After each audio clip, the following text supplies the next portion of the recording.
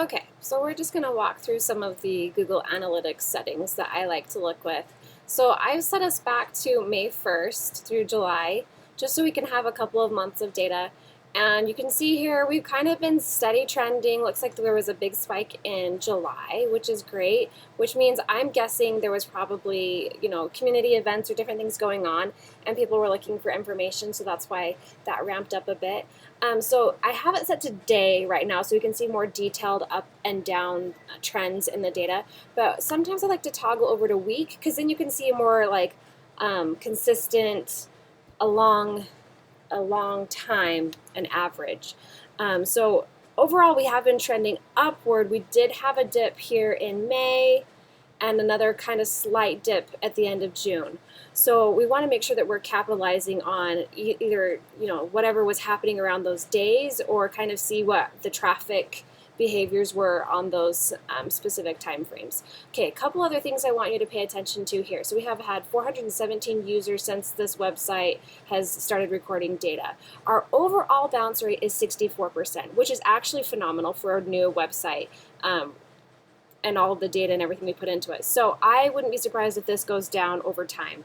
Average pages per session, so whenever someone comes to your website, they're about on 2 or more pages when they visit your website.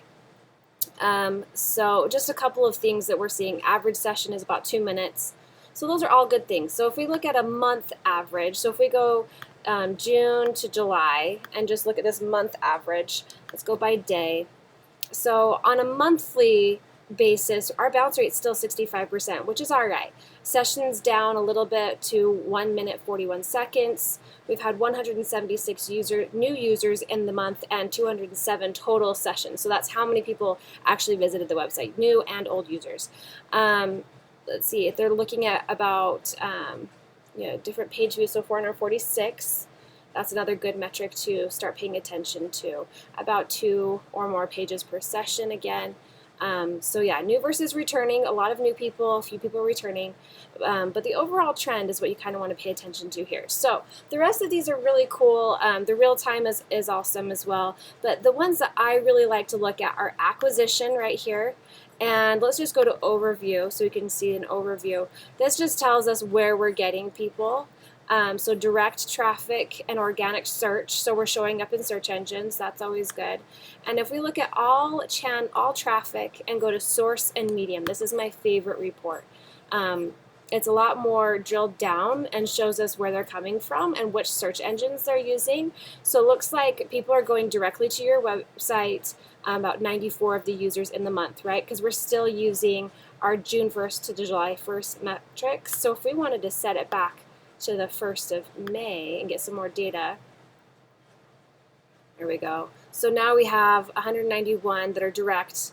Googling you at 128, using Bing about 11, Yahoo 6, referrals from Facebook are 5, Mesquite Chamber is about 4, and I would guess that this is some other kind of, and DuckDuckGo. So these are, traffic bots pick up different links and they'll link to you.